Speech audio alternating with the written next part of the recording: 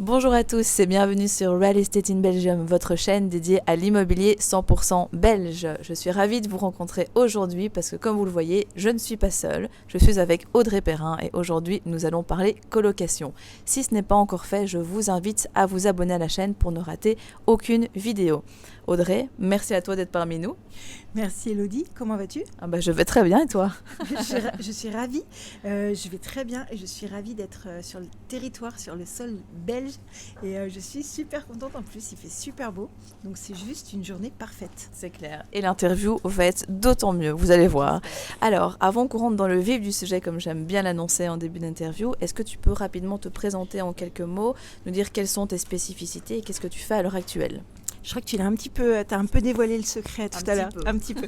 Donc, je m'appelle Audrey, donc j'ai actuellement 25 ans. Aucune objection par rapport à ça. J'investis depuis maintenant plus de 10 ans, nettement plus de 10 ans, dans l'immobilier et dans la colocation. Et plus particulièrement, et je vais vous expliquer un petit peu tout ça au travers de certaines de tes questions. Peut-être que certains d'entre vous sont abonnés à mes chaînes ou à mon blog. Et donc du coup, bienvenue à vous. J'espère vous en dire encore un petit peu plus et vous en apprendre encore un petit peu plus sur la thématique de la colocation qui pour moi, je l'ai dit en début d'interview, c'est vraiment l'avenir à tout niveau et je vais donner aussi des anecdotes. Je pense qu'il va y avoir du croustillant. Ouais, je pense aussi. Ouais. Mais tu as commencé jeune, tu as commencé il y a 10 ans, 15 ans. Oui, non, du coup, c'est pas crédible. Ok, c'est bon. Oui, effectivement. Donc, j'ai 40 ans juste pour la petite histoire. Et du coup, donc j'ai commencé, je voulais me lancer avant mes 30 ans. Donc, ça a été chose faite.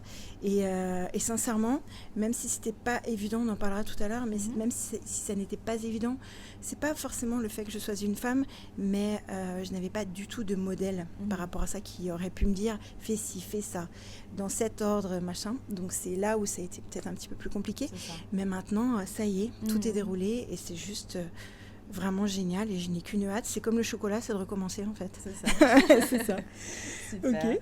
Donc toi, tu fais plutôt la colocation meublée haut de gamme. Est-ce que tu peux nous en dire un petit peu plus ? Qu'est-ce que c'est en fait concrètement ce concept ? Alors, la colocation meublée haut de gamme. Alors, j'en ai des moyens de gamme et j'en ai dans les hauts de gamme. Alors, concrètement, déjà, pour aller un petit peu plus loin, je possède vraiment plusieurs colocations et j'en gère aussi d'autres. J'en possède en nom propre et j'en gère aussi d'autres. Alors, concrètement, je gère seule tout ça. Parce qu'en fait je me suis formée vraiment sur le terrain à la colocation et je trouve malheureusement que les agences sont un petit peu moins compétentes que moi par rapport à ça, puisque ça fait 10 ans et d'ailleurs certaines agences m'appellent pour savoir comment je fais dans tel ou tel cas. Bref, par rapport à ta question, toutes mes colocations ont des publics différents. Ça veut dire qu'en fait, souvent quand on pense colocation, on va dire étudiant. Et en fait, personnellement et même mentalement, je ne pourrais pas gérer les étudiants qui partent en juin et qui doivent revenir en septembre. Je serais en panique totale et mon système, mon cardiaque ne tiendrait pas. Donc c'est juste pas possible. Donc c'est la raison pour laquelle en fait de chacune de mes colocations, il y a des profils de personnes qui habitent qui sont différents, de manière à pouvoir aussi faire des check-in, check-out beaucoup plus facilement. Lorsqu'il y a un départ et une arrivée. C'est plus facilement gérable. En termes de haut de gamme, déjà, à la base, par rapport à mon étude de marché, je fais toujours une étude de marché en amont. Donc, je vais voir déjà qui sont les publics dans une ville et ensuite, je vais voir ce qu'ils souhaitent obtenir et par la suite, je vais leur offrir, je vais leur mettre à disposition le bien qu'ils veulent. Donc concrètement, si je voulais des étudiants, là ce serait pas forcément, entre guillemets du haut de gamme, ce serait du pratique, mais en ayant des prestations obligatoires, telles qu'Internet, etc., etc. Pour les étudiants, il n'est pas nécessaire d'avoir une chambre immense. Par contre, pour des travailleurs, des jeunes salariés, des jeunes actifs, là c'est plus intéressant. Idem pour la colocation senior dont je t'ai parlé tout à l'heure. En fait, c'est vraiment le type de profil qui va déterminer, concrètement, quel prix je peux mettre et quel service je vais mettre. Par exemple, je reviens sur la colocation senior, c'est juste logique en fait. Il y a des personnes qui vont dire « ouais, j'ai fait une super bonne affaire, j'ai acheté au 100e étage, sans ascenseur, c'est génial, j'ai cartonné au niveau du prix de la négociation. » Je suis d'accord, mais dans ta ville, il n'y a que des personnes âgées, du coup tu veux louer à qui ? Parce que là, s'il n'y a pas d'ascenseur, ça ne marche pas. C'est juste de la logique, en fait. On va déconstruire pour reconstruire. Et en fait, par rapport au haut de gamme, ça dépend des personnes. Par exemple, dans la colocation senior, je vais mettre d'office le ménage. Idem pour les personnes qui sont actives. Également, pour la colocation haut de gamme, j'ai aussi des partenariats avec des entreprises. En l'occurrence, je loue mon appartement à une entreprise qui met des commerciaux. Donc pour elle fait des économies. Et pour moi, par contre, c'est un service haut de gamme. Elle me verse un certain montant de loyer mensuel et point. Et moi, je m'occupe tout le temps de faire en sorte qu'il y ait, c'est un petit peu comme la location courte durée, qu'il y ait des petites capsules de café, qu'il y ait tout ci, tout ça, avec bien sûr le ménage, avec possiblement un local à vélo, avec, j'aime bien offrir, par exemple, j'ai une de mes colocations où j'offre des places de cinéma, parce qu'il est juste à côté, des réductions sur le cinéma, parce qu'il est juste à côté du cinéma. Donc j'ai un partenariat avec le cinéma. Et ça me permet de faire quelque chose de haut de gamme, de différent de mes concurrents et des personnes qui font la même chose. C'est juste de penser à la personne et d'apporter un plus. Déjà à la base, et toujours en apporter un plus. Après, le prix n'est pas un problème. Ça n'est pas un problème à partir du moment où on a un waouh. Et quand on a un waouh, là c'est bon. Et je veux n'avoir que des waouh. C'est grave. Voilà. Est-ce que ça répond un petit peu à ta question ? Ça répond totalement à la question, effectivement. Ouais. J'espère que vous aussi. Mais c'est très intéressant parce que du coup, ça nous montre déjà qu'au-delà de ton public, on n'est pas uniquement, comme tu le disais, sur des jeunes actifs ou des étudiants. Ici, tu as un public où tu loues à des entreprises. C'est des choses auxquelles on ne pense pas a priori, mais c'est super intéressant. Les entreprises non plus d'ailleurs. Il a fallu que je les démarche et en fait, c'était parce que j'ai eu beaucoup de noms lorsque je suis allée voir les banquiers. Et donc, c'est la raison pour laquelle, puis après, quand on atteint, entre guillemets, bizarrement, plus on a de biens et moins c'est évident d'en obtenir d'autres parce qu'il faut faire ce qu'on appelle de l'arbitrage parce qu'ils nous disent, écoutez, voilà, vous êtes assez fortement endetté, donc essayez d'aller voir une autre banque, peut-être qu'elle va vous prêter, etc., etc. Donc, on est obligé en fait de se forcer, de répéter un discours, de faire un business plan pour aller dire ok, maintenant je m'habille bien, je m'habille en costume et mon but c'est d'avoir 100 000 euros, 200 000 euros pour cet investissement-là. Et du coup, il n'y a pas d'objection en fait. C'est j'ai dans tel quartier, j'ai trouvé ça, les locataires c'est ça, j'ai déjà des demandes, maintenant vous n'avez plus qu'à dire oui. Forcément, il ne peut que dire oui par rapport au projet et puis par rapport à la solidité aussi des finances. Et je trouve ça vraiment génial de prendre ça comme une entreprise. Chacune de mes colocations est une entreprise. Exactement. Et nous sommes des entrepreneuses. Tout à fait. Et des entrepreneurs au féminin. Mais c'est exactement ça et je trouve ça vraiment, vraiment génial de penser comme ça. Parce que c'est comme ça qu'on continue de monter et surtout qu'on est sécurisé aussi, qu'on sécurise nos biens. Et ils sont tous indépendants et ils sont tous aussi liés. Mais voilà, par rapport à notre objectif. Mais je trouve ça cool. Enfin, je pourrais en parler des heures, donc on va passer à l'autre question si tu veux. C'est clair, c'est sûr que c'est un super... Une fois qu'on est mordu par l'immobilier, c'est... Oui, c'est ça. Et du coup, j'ai aussi pour répondre à ta question par rapport à l'entreprise que j'ai démarchée, elle était complètement surprise. Donc en fait, j'ai déconstruit et reconstruit mon business model et mon business plan et je suis allée la voir sur fonds d'économie en lui disant ok, vos commerciaux au jour d'aujourd'hui, combien est-ce qu'ils vous coûtent ? Je m'étais renseignée en amont.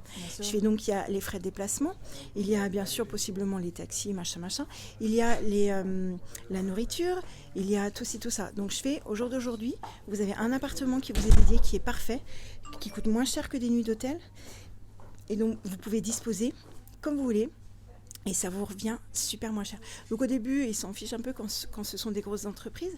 Mais quand ils voient qu'ils peuvent mettre 3 commerciaux qui ont des chambres immenses dedans et et qui sont comme à la maison parce qu'ils ne veulent pas tout le temps aller manger au restaurant. Bien sûr. C'est juste génial et eux, ça leur fait faire une économie. Et moi, je peux monter mes prix aussi, mais malgré tout, eux, ils sont gagnants. C'est ça. Et c'est un service au top. Et puis ils sont malgré tout, il y a un petit peu moins de dégradation, de choses comme ça. Et moi je trouve ça, j'adore. Mais voilà. Mais la démarche, ça a été compliqué pour les persuader. Bien sûr. Donc on a fait plusieurs rendez-vous. Et... C'est novateur, c'est des choses qu'on n'entend pas. Jamais. Prime abord. Donc, non, jamais. Là, voilà. c'est la première fois que j'en parle officiellement. Merci beaucoup. Je t'en prie. Donc maintenant, voilà, je vais être assaillie et harcelée de questions par rapport à ça. Mais c'est vraiment, vraiment, vraiment, je trouve ça top en fait. Donc comme quoi on peut vraiment la décliner de toutes les manières possibles en fait. Voilà.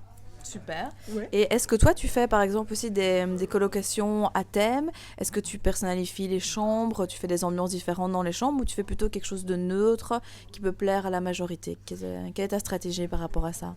Alors, la location thématique, pour moi, j'ai déjà essayé, mais elle n'a pas eu un franc succès.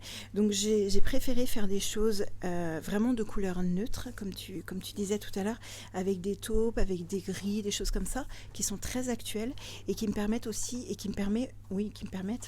aussi de faire un renouvellement simplement en termes de mobilier. Parce que ça passe avec tout. Et j'ai pu remarquer, alors pourquoi je te dis ça? Un jour, je suis allée dans une chambre, je ne me rappelle plus, qui avait une thématique Schtroumpf. En plus, c'est très rigolo parce que j'ai vu un plafond de Schtroumpf à la gare l'autre jour. Je te jure, j'ai fait des photos, ça m'y a fait penser. Et en fait, ils avaient mis plein de petits objets, mais qui étaient volés. Donc en fait, tu es sans cesse obligé de renouveler par rapport à ça. Ouais. Mais en même temps, j'ai trouvé ça génial. C'est juste qu'il y avait un mur peint, donc j'ai payé super cher, mais j'étais contente d'être là-dedans. Pour moi, c'est plus pour la location courte durée à thématique. Et effectivement, c'est l'un des autres projets sur lesquels je travaille. Je vais effectivement jouer là-dessus, mais après il y a des droits, comme par exemple les Schtroumpfs, bien sûr il faut payer des droits, après les personnages, voilà, des Marvel, des choses comme ça.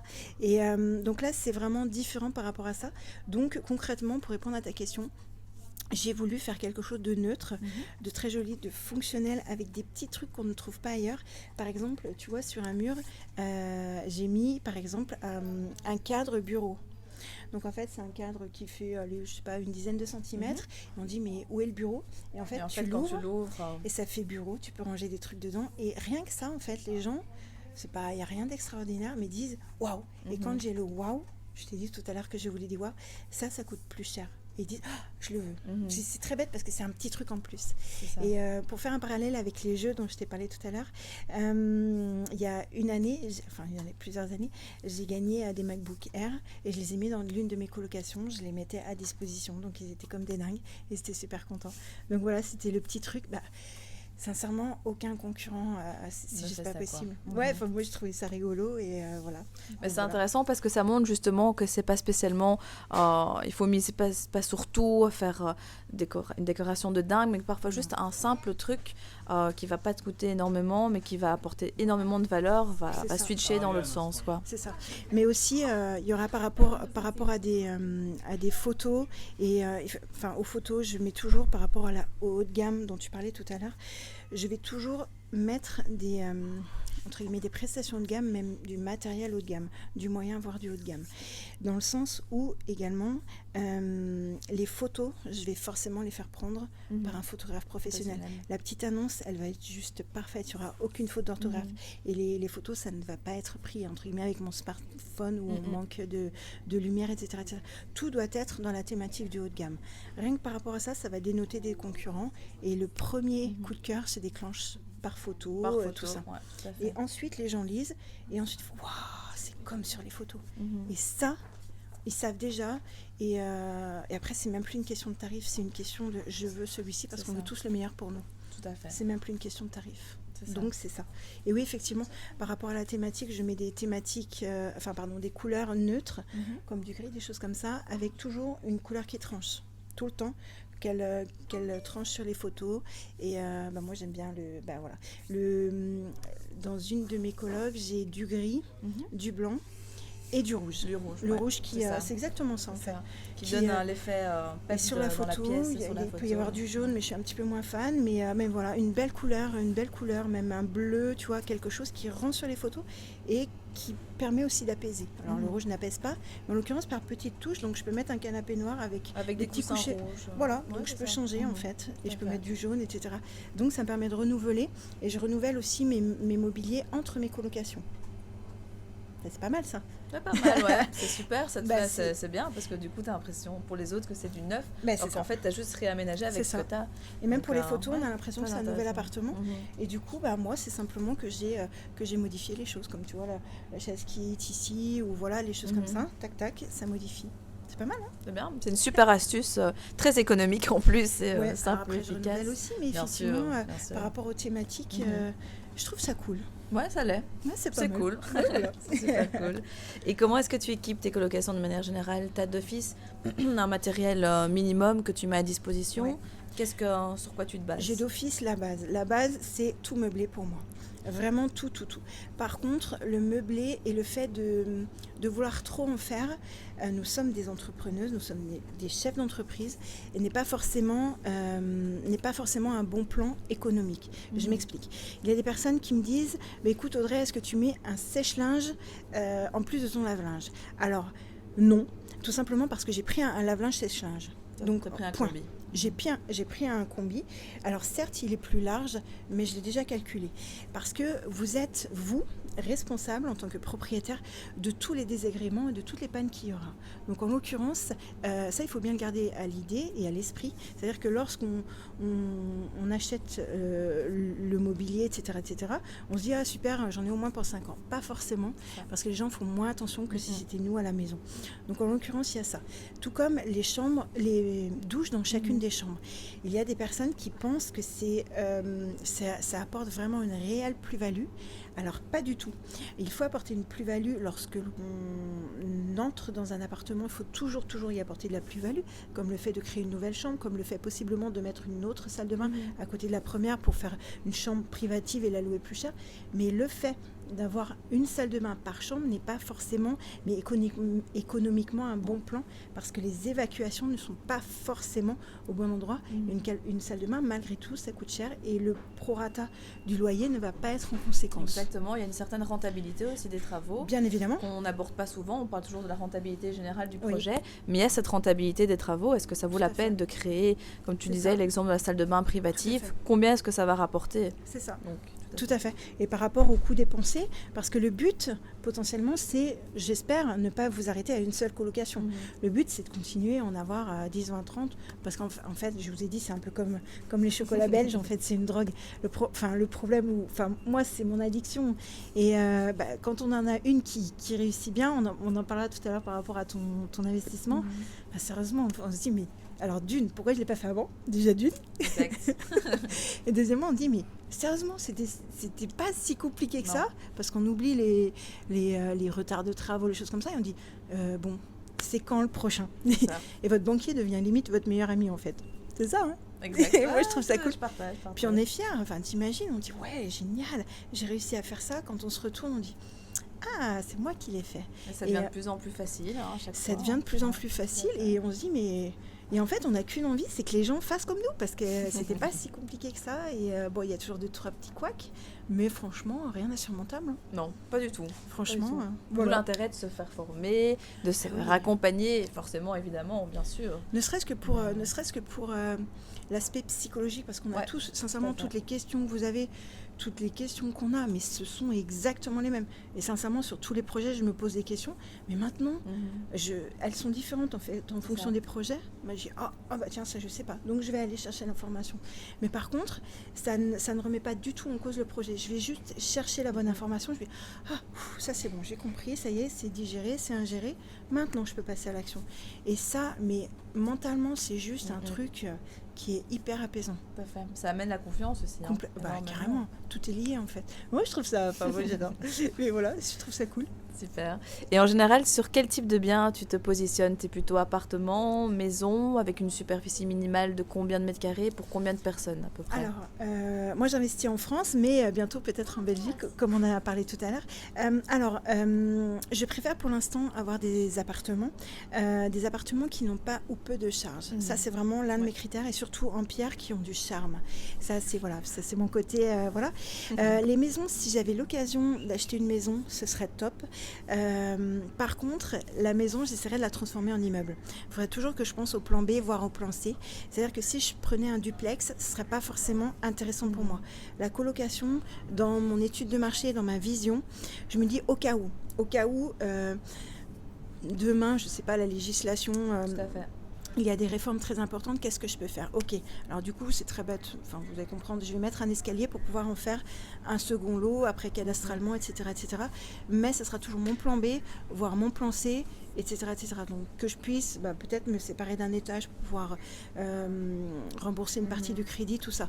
Mais si je pouvais effectivement, ce sera effectivement bientôt des immeubles, et j'ai des immeubles, enfin certains de mes élèves ont des immeubles en colocation sur lesquels on s'est amusé, et je trouve ça cool. Enfin, ça mêle immeuble de rapport et ça. rentabilité juste incroyable. Et c'est très important, j'insiste là-dessus si tu me permets, le Bien fait sûr. d'avoir des biens tout terrain, parce que moi j'opère selon la même stratégie, c'est-à-dire que dès que je me positionne sur l'investissement, je vais être sûre que je ne sois pas dépendante de l'extérieur. Exactement. En fait. Ça peut se Le louer moins possible. Exactement, ça peut se louer en nu, ça peut se louer meublé, ça peut se louer en coloc, en location courte durée. On peut le réaménager de manière urbanistiquement pour que ça devienne un immeuble. C'est très très important parce que le marché évolue, les législations évoluent, et donc si nous on veut être rentable au maximum et anticiper le plus possible justement tous ces potentiels changements.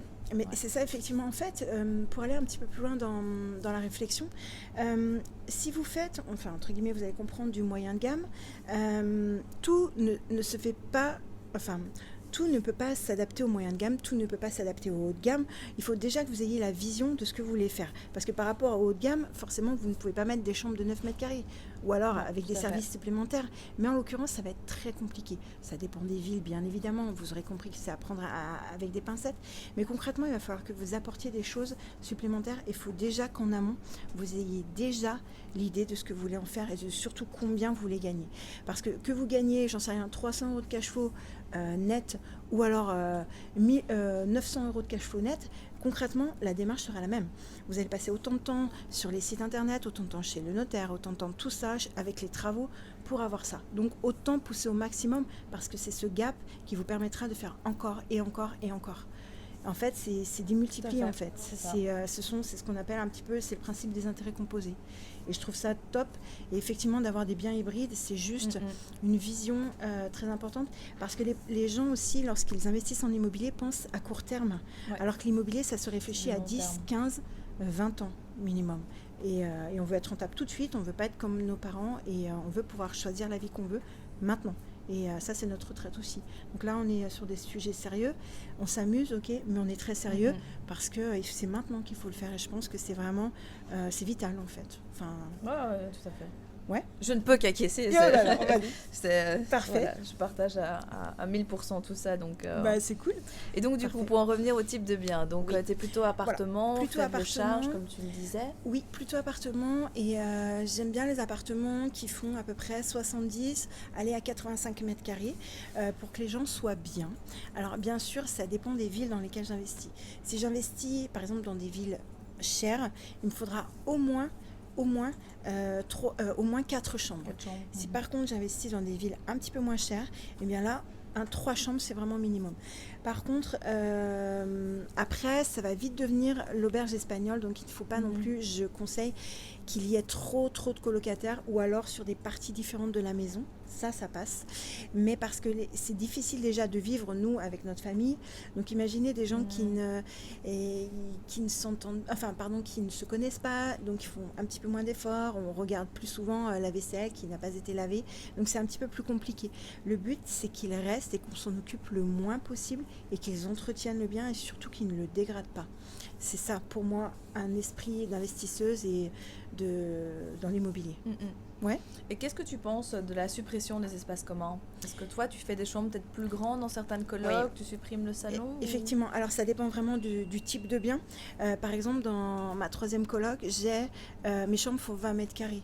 Donc en l'occurrence, j'ai entre guillemets sacrifier le salon pour en faire une chambre, parce qu'en fait il y a déjà limite un salon dans les chambres. Donc voilà. Par contre, lorsque les chambres sont petites, donc qu'est-ce que j'entends par petite? C'est au moins 9 mètres carrés, 9, 10, 11, voire à peu près 12. Là, je vous recommande vraiment de garder un salon. Donc voilà, c'est vraiment pour que les gens soient bien. Si vous n'y habiteriez pas, sincèrement, les gens ne vont pas y habiter. Sans mettre spécialement du haut de gamme, des poignées en or, il n'y a pas d'intérêt.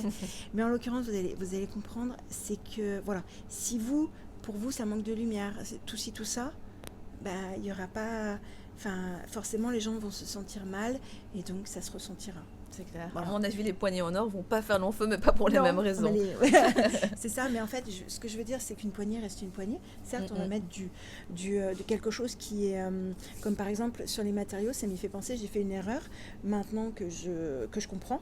C'est-à-dire que je mettais du parquet flottant. Donc j'ai mis mes lattes de parquet, etc. etc. Et au jour d'aujourd'hui, je mettrais du linoléum grand passage. Parce que les dalles ont les planches ont un petit peu bougé et du coup quand il y a un impact en plein milieu, à la limite il faut tout déconstruire pour reconstruire, ça marche pas. Alors que le lino a vraiment une durée de vie plus importante et on soulève tous les meubles et on remet, et voilà. Et en plus il y a des très bons linos assez chers et d'imitation parquet qui peuvent très très bien fonctionner. Mais voilà, je voulais faire ça et voilà, au jour d'aujourd'hui c'est ce que je ferais. C'est ça, c'est toujours des tests aussi, voir comment ça marche, on ajuste, on réajuste. C'est ça, sur 10 ans effectivement j'ai le recul suffisant par rapport à ça et je trouve ça intéressant. Ouais, tout à fait. Et pour répondre aussi à tes questions, effectivement je mets toujours la même base de meubles, de cuisine, de choses comme ça, bien sûr après que j'adapte en fonction des gens et c'est tout meublé, c'est vraiment comme à la maison. Ça va même jusqu'au... alors j'évite le tire-bouchon, mais tu auras compris, ça va de là jusqu'à les assiettes, mais tout. Et j'habille toujours les lits et je mets une parure dans une commode pour que si la personne vient le week-end et qu'elle n'a pas le temps de faire sa lessive, tout ça, il y en a toujours une de secours. Et voilà, sincèrement, c'est vraiment comme à la maison. C'est ça. Tu transposes un petit peu les principes de la location courte durée pour la colocation, quoi. Ouais, parce que du coup, les gens, j'ai remarqué qu'il y a bien sûr une mutation. Les gens, les jeunes, en fait, on part tous pour notre travail, tout ça, dans des endroits différents. C'est le travail un petit peu qui va dicter l'endroit dans lequel on va habiter. Et en fait, les gens en ont marre de faire des déménagements, d'appeler les amis, tout ça. Et donc là, le fait de faire du tout meublé, c'est limite, les gens viennent le samedi et ça y est, ils rentrent le dimanche, quoi. Ouais, c'est ça, donc, tout à fait. Voilà. Et c'est plus simple, je trouve, d'avoir tout. Moi je partage, moi aussi toutes mes colocations sont meublées, donc équipées selon la même procédure et c'est vraiment pour fournir un service de qualité all inclusive. Voilà. On pose ses bagages, on les reprend après, et ça facilite. Quoi. Et après je sais pas, je peux parler aussi des tarifs potentiellement. Du coup techniquement plus vous achetez en gros, moins ça vous revient cher parce que plus vous avez un poids de négociation important. Ça c'est vraiment quelque chose qui est important à prendre en compte. Je peux stocker beaucoup d'électroménager. Alors j'en ai effectivement par rapport au jeu, tout ça, mais j'en stocke aussi quelque part, comme ça, si j'ai un micro-ondes qui lâche, j'en ai un, c'est le même parce qu'il va pile poil dans la niche, et c'est celui que je veux, que je mets, tac, on m'appelle, c'est bon, c'est fait. Point, tout simplement. Et je l'ai négocié bien sûr en amont parce que si j'en prends 10, le 10e est gratuit. C'est toujours intéressant. Mon côté jeu, mais en l'occurrence, c'est plutôt intéressant. Ouais, tout à fait. Voilà. Et comment est-ce que tu t'y prends pour trouver des locataires sérieux ? Parce que donc, on crée le coup de cœur, le premier coup de cœur sur l'annonce. Comment est-ce que tu filtres ? Est-ce que tu as un système automatisé ? Est-ce que tu prends par téléphone ? Comment ça se passe pour toi ? Alors, pour ma part, je touche du bois. Les locataires sérieux, déjà, dans un premier temps, par rapport à ma petite annonce, c'est vraiment un filtre très très important. En fait, il y a des milliers de filtres dans ce filtre. Déjà, je leur mets, ils ne m'appellent jamais, je ne mets jamais mon numéro de téléphone pour plusieurs raisons que j'évoquerai dans quelques instants. Déjà, le premier filtre, ça va être de première réponse par email. Donc, je vais déjà voir si la personne déjà dit bonjour. Très bête, hein.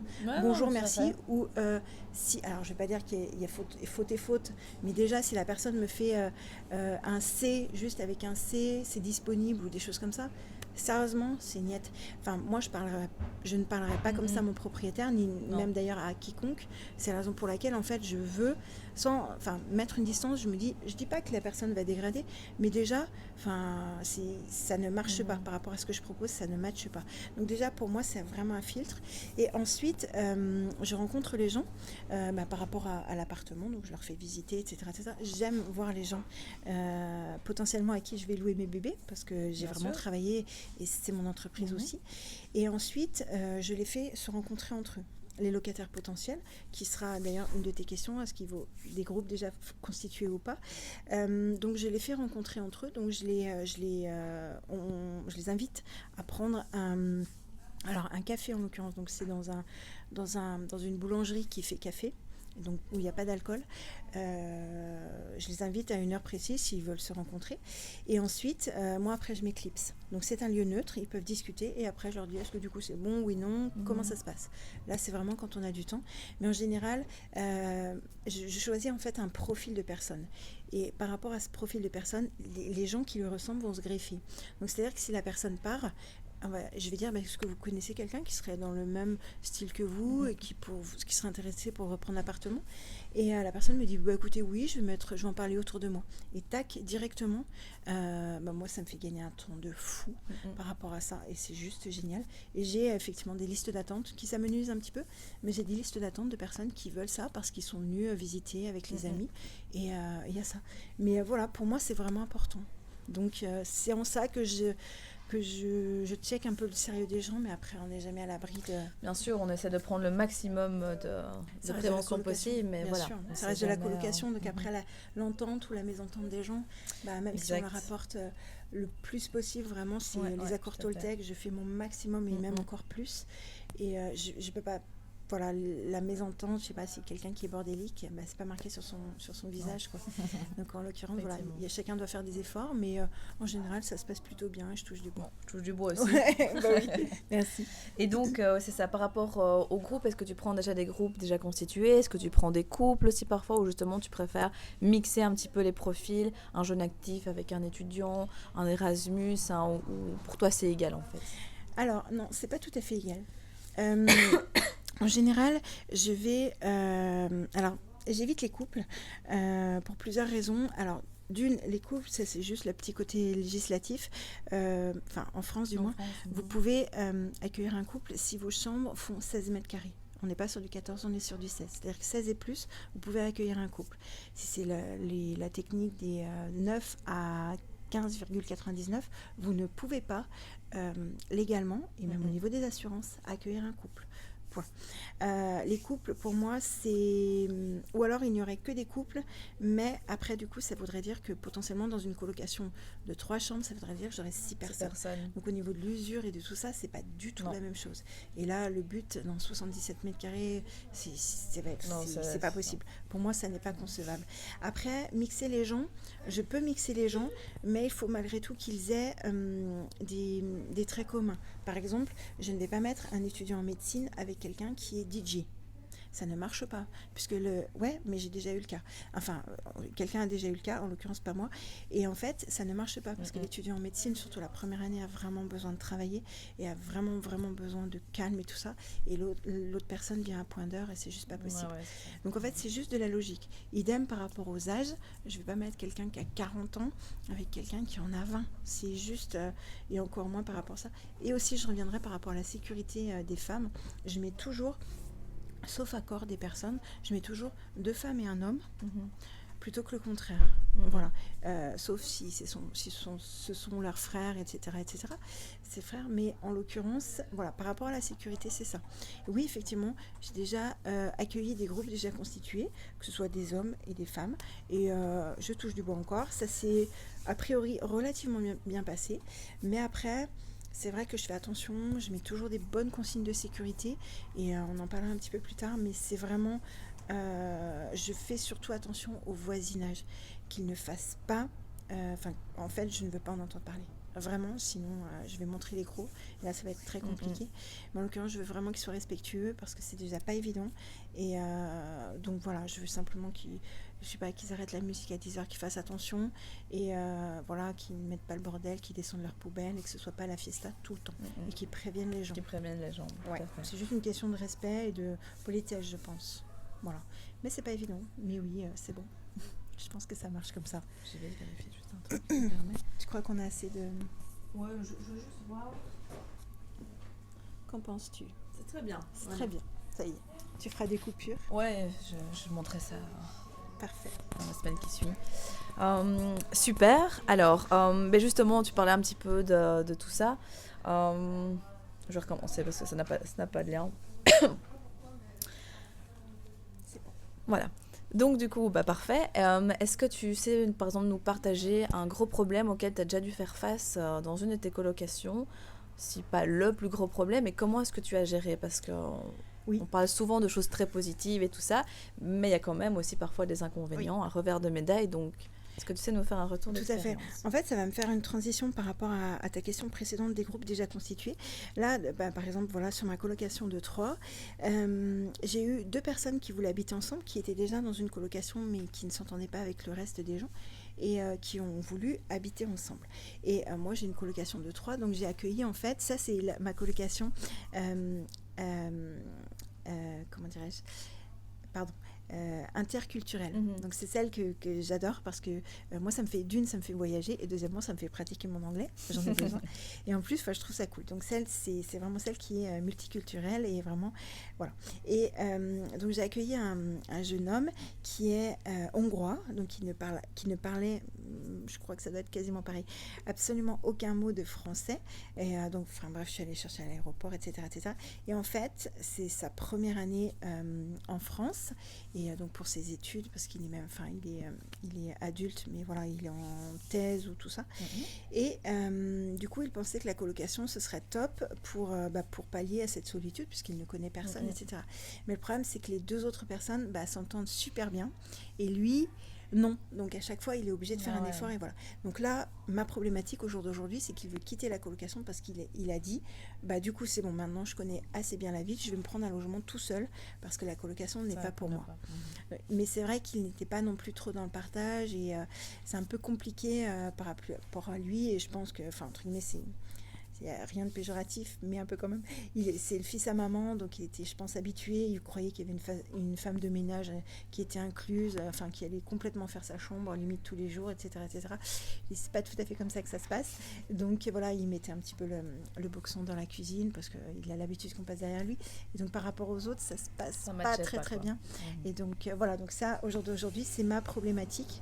Et voilà, après le reste, je touche encore du bois, c'est vraiment... c'est plus la grosse problématique, c'est plus la maison-tente des gens, parce qu'on peut faire des efforts sur quelques jours, mais quand ça devient quelques semaines et quelques mois, ça devient un petit peu plus compliqué. Voilà. Mais voilà, au jour d'aujourd'hui, c'est ma problématique, mais là, pour le coup, je peux rien faire par rapport à ça, et tant mieux d'un côté. Alors, je sais pas si je peux rien faire ou pas, il faudrait que je trouve comment faire, mais en l'occurrence, c'est plutôt intéressant. Ok, super. Voilà. Et comment est-ce que toi tu t'y prends pour avoir une bonne entente et une forme de respect aussi envers tes colocataires envers toi? Dans le cas de certaines personnes, par exemple, moi je fais assez jeune et donc souvent on prend un peu comme sa pote, alors que c'est pas le but et il faut aussi savoir s'affirmer, montrer qu'on n'est pas amis, je suis ton propriétaire et je veux le respect. Oui. Alors le respect s'acquiert. S'acquiert entre guillemets par défaut, se gagne. En l'occurrence, au départ, puisque j'ai commencé il y a une dizaine d'années, je faisais aussi jeune que les personnes avec qui je jouais, parfois j'étais plus jeune, donc c'était compliqué. Alors déjà, je n'avais pas l'assurance entre guillemets que j'ai maintenant, puis j'ai vraiment le recul par rapport à ça. Et souvent on m'a mangé parce que je n'avais pas de répondant et je savais pas quoi dire. Et après je m'en voulais parce que je n'avais pas su quoi dire, donc c'est pas évident. Après, je me suis transformée, j'ai mis un costume lorsque j'allais faire les visites. Et ensuite, il y avait quand même des gens malgré tout qui m'impressionnaient, des papas d'eux, etc., qui me tutoyaient d'office, voilà, c'est ma copine, tout ça. Même encore les locataires, des fois. Alors pour les étrangers, c'est différent parce qu'on parle anglais. Et le tu, le vous, voilà. Mais parfois, voilà, quand on m'appelle par mon prénom, ça me gêne un petit peu, mais après, voilà, ça dépend comment est tourné le message. Je mets toujours Madame Perrin, mais voilà. Et du coup, après...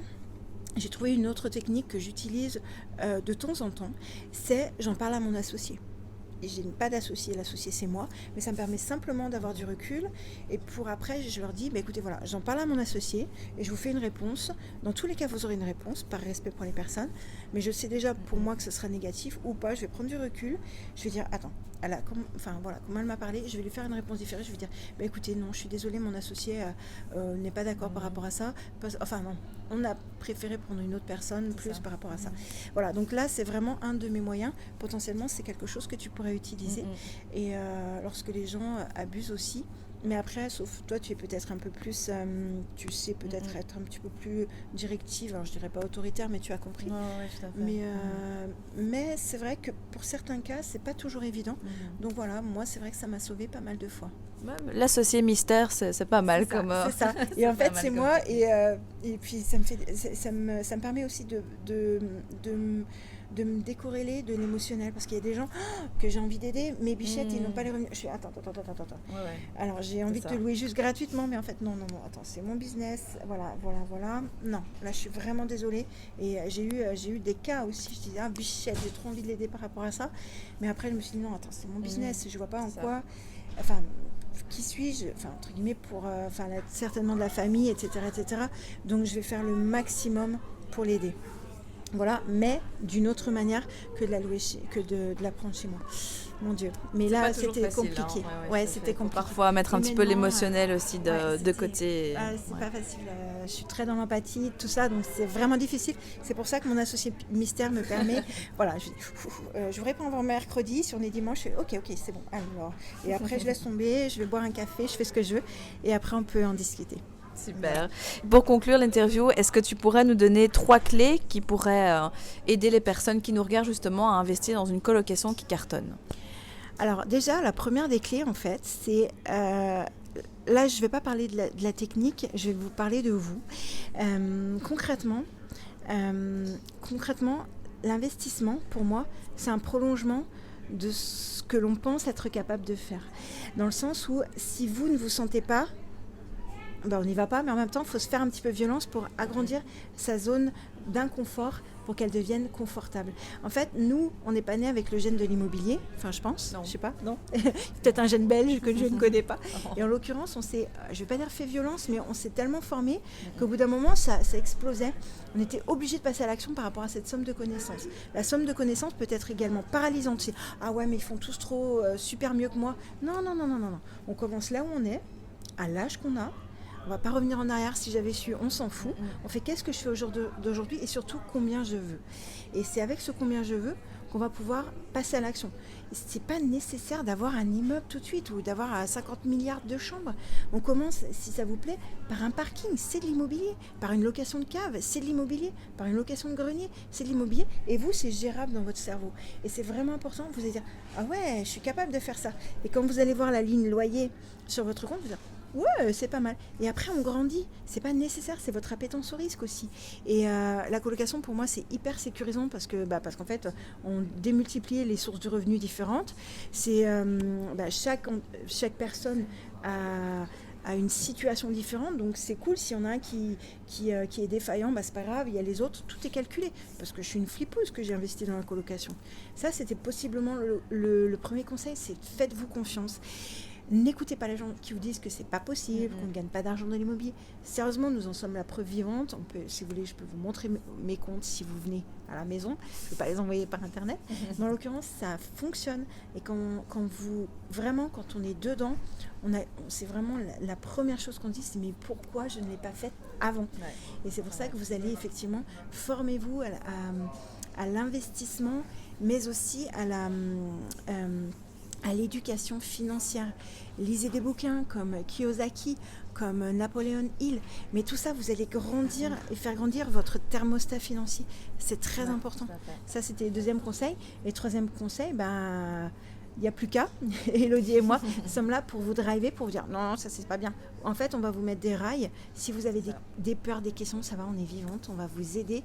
Nous, notre but en fait, c'est certes de vous aider. Alors oui, on va gagner de l'argent, ça c'est clair, parce que nous sommes des entrepreneuses, mais en même temps, nous ce qu'on sait, ça représente des milliers d'euros. Les erreurs qu'on a faites, on vous les donne. Et en l'occurrence, ça va être... Ah non, surtout pas ça, parce que j'ai fait ça et ça m'a coûté ce temps. Vous imaginez même pas. Là, c'est idyllique, mais toutes les erreurs qu'on a faites, toutes les nuits, on dit, attends, je vais faire comment par rapport à ça ? Et tout ça, on le couche dans des formations, on le couche dans des coachings et on vous dit, alors, par rapport à ta situation, ok, le mieux possiblement, ce serait de faire ça. Et directement, vous allez tout droit et vous prenez le TGV en fait. Mais en plus, c'est sur des rails qui sont en mousse, parce qu'on est là. Donc en l'occurrence, c'est vraiment, vraiment pour vous aider.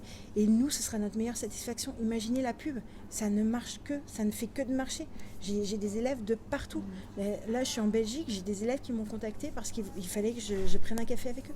Parce que ça fonctionne, parce qu'ils se sont fait confiance. Et ça, c'est juste génial. Et après, ça change la vie. Vous pouvez prendre, je sais pas, un 80%, faire un autre bébé, ce qui est le cas. J'en sais rien, changer de travail ou partir plus loin en vacances. Des trucs que vous ne pensiez pas possible pour vous. Eh bien si, c'est possible. L'argent n'est qu'un moyen de... Tout à fait. C'est ça en fait. Exactement. C'est pas mal, hein? C'est un super mot de la fin. Voilà. Bon. Super. Écoute, merci Audrey pour tous ces Merci. précieux conseils et ces exclusivités que tu nous as livrées aujourd'hui. J'espère que vous aussi, vous avez apprécié la vidéo. Si c'est le cas, n'hésitez pas, vous connaissez la chanson. Un abonnement, un petit like, un partage, un commentaire. Et on y va. Audrey, où est-ce qu'on peut te retrouver si les gens souhaitent te suivre? Alors en France, non. Maintenant sur Internet, l'avantage c'est qu'effectivement, il n'y a plus de frontières. Vous pouvez me retrouver sur mon blog lesrevenusautrement.fr, autrement sur Insta, sur Facebook, sur YouTube et puis sur Twitter, en fait, partout. Partout, vous allez me trouver. Et autrement, vous tapez la spécialiste de la colocation et ce sera moi en l'occurrence. Voilà. Bon voilà, vous savez tout maintenant. Ça y est. Je vous dis à très bientôt pour une prochaine vidéo immobilière 100% belge. À très vite.